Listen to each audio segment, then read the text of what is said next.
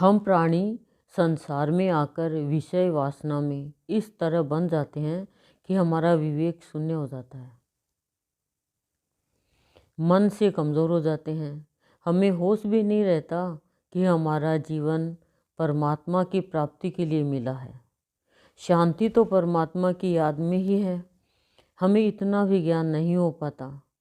जब हम सत्संग में आते हैं, सद्गुरु की शरण लेते हैं, तब हमें पता चलता है कि शांति आनंद तो प्रभु भक्ति में है, बाहरी धन दौलत में नहीं है।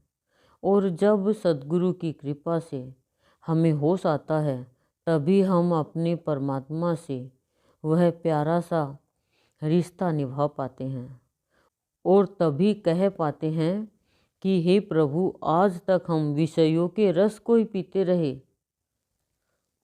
और हमारे प्राण छटपटाते रहे। अब प्रभु तूने दर पर बुलाया है, तो हमें भी प्रेम का भाव का रस पिलाओ। अब हमसे दूरियां मत बनाओ प्रभु।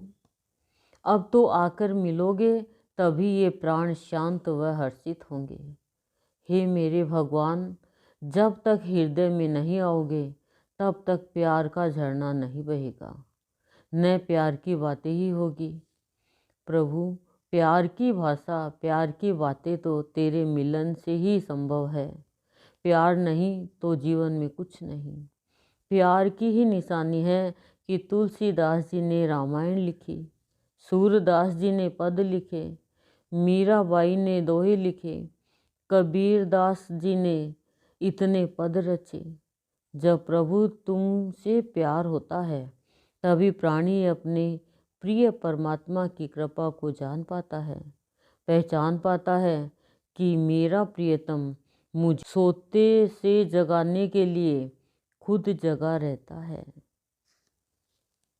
परमात्मा ही ऐसा है कि हम प्राणी को प्यार के रास्ते पर चलाता है। परमात्मा की कृपा से जब प्राणी के अंदर प्यार का जन्म होता है, तभी प्राणी कह पाता है कि प्रभु, आज तक मैं तुमसे मांगता ही रहा, मांगता ही रहा। तू बता प्रभु, मैं आज तुम्हें क्या दूं? तुम ही मेरी जिंदगी हो, मेरी कल्पना के आधार हो, मेरी श्वास हो, मेरा आश्रय हो। बस मेरी जिंदगी में अब मैं नहीं, तू ही तू रहे। मेरी यही तमन्ना है कि मैं हमेशा हमेशा तेरी होकर रहूं। अभी तक तो मैं दुनिया वालों की थी, तभी मेरे जीवन में प्रसन्नता नहीं थी।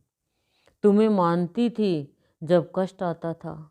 मुझसे गलती हुई मेरे प्रभु कि मेरे अंदर तेरे लिए लगन नहीं, बाकी सबके लिए लगन है।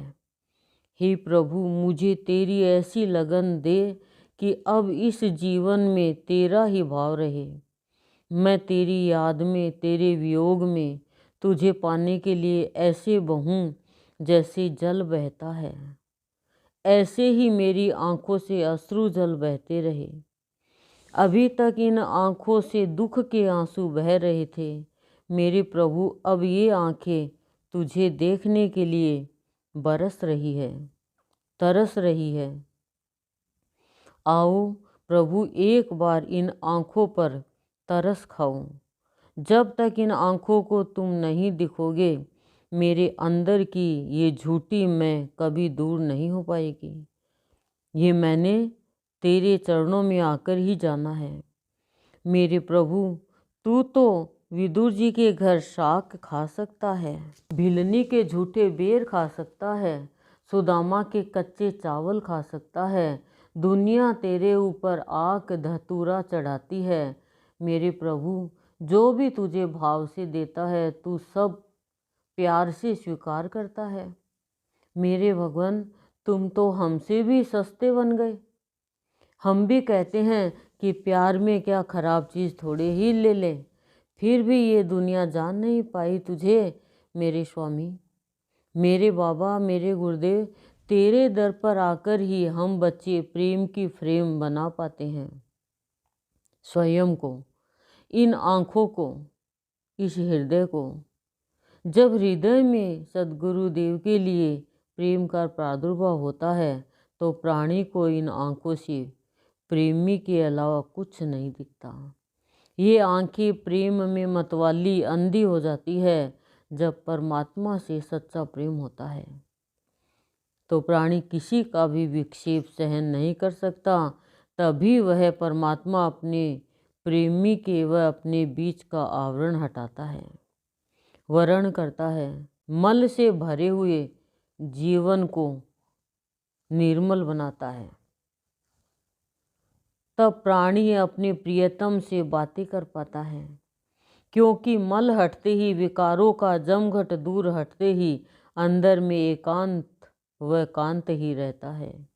एकांत होते ही भगवान अपनी प्यार भरी, ज्ञान भरी, भाव भरी बातें सुनाता है और अपने भक्त को अपने में समा लेता है।